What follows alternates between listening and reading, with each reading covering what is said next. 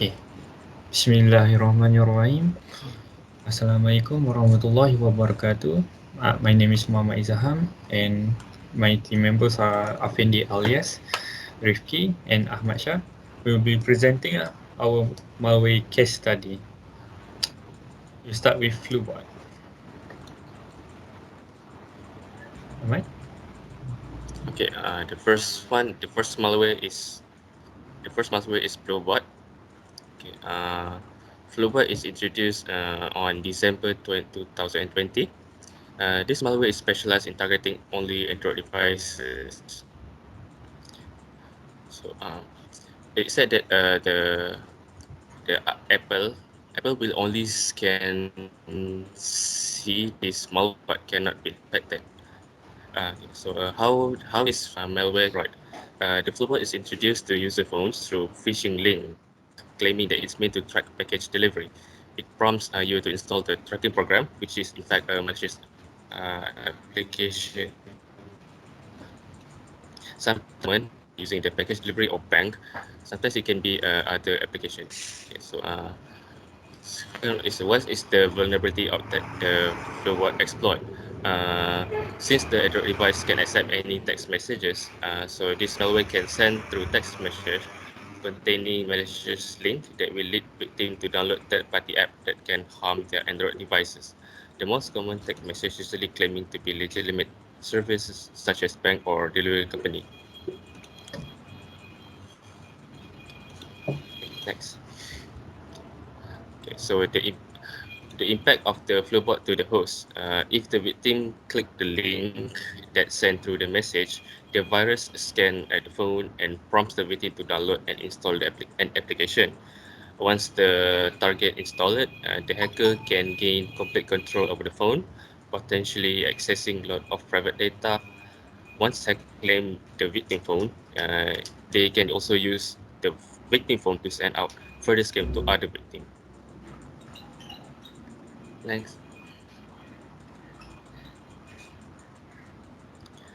Right, so how to remove this FluBot from the Android phone?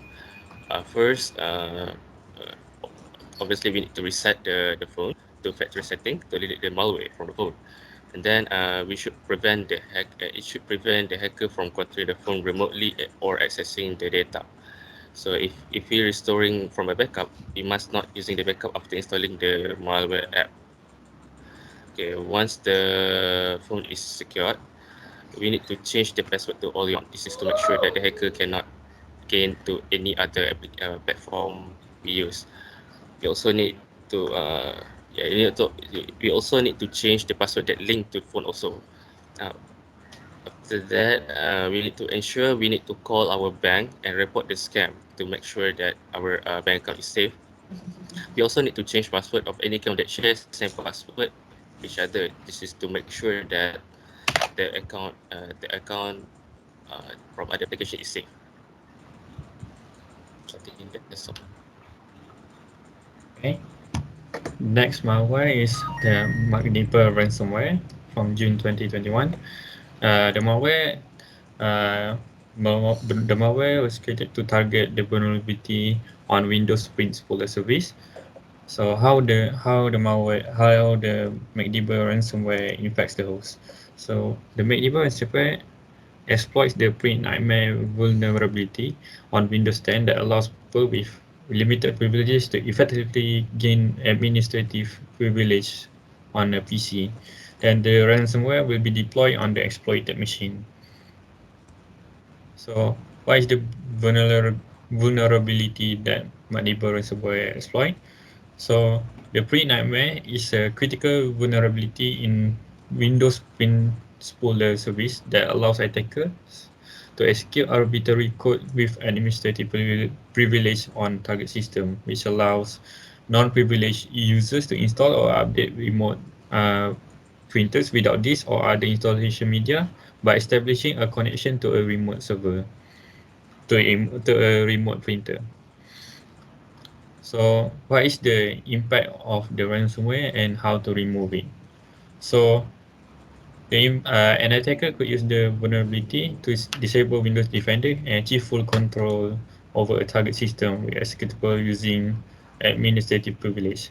The impact to the system can vary very largely depending on the attacker's intent. It can range from stealing private information such as passwords uh, and bank accounts on the system to sensitive databases that contains important informations.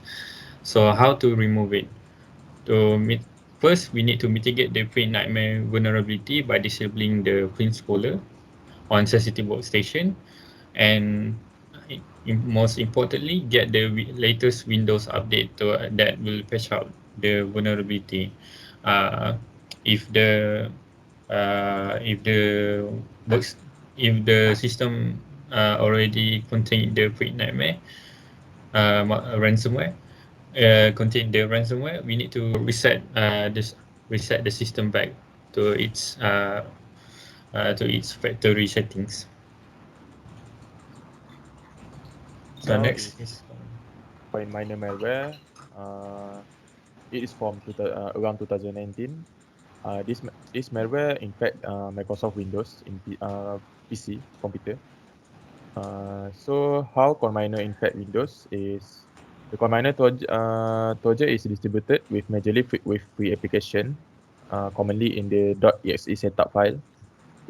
It can also spread from clickable material downloaded from questionable websites, the suspicious website, spam email with malicious attachment, uh, that called phishing, and infected document by transferring with other PC that infected with this malware, or secreting on peer-to-peer file sharing networks, torrent sites, and IRC channels. Next. So what is the vulnerability that the coin miner exploit?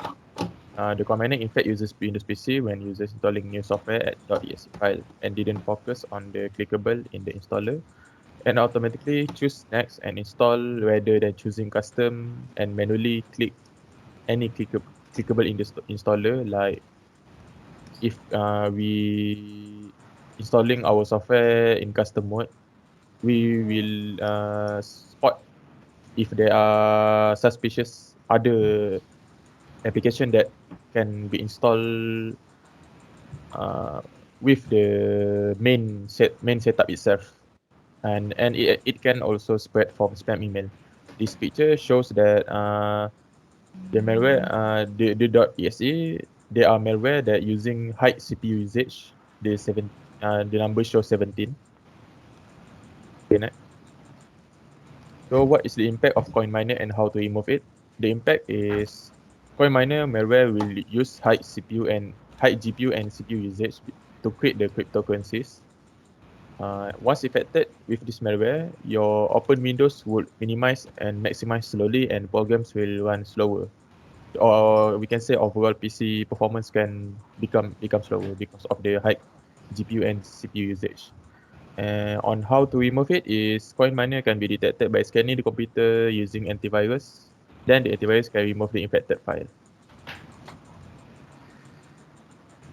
Yeah. Okay, next malware is Jokeru malware introduced in March 2019. This malware is type of ransomware that encrypt user file. So how Jokeru infect users? Jokeru usually propagated using corrupted spam email attachment. Once it has been installed, it uses the AES encryption to encrypt the victim's data, making it accessible.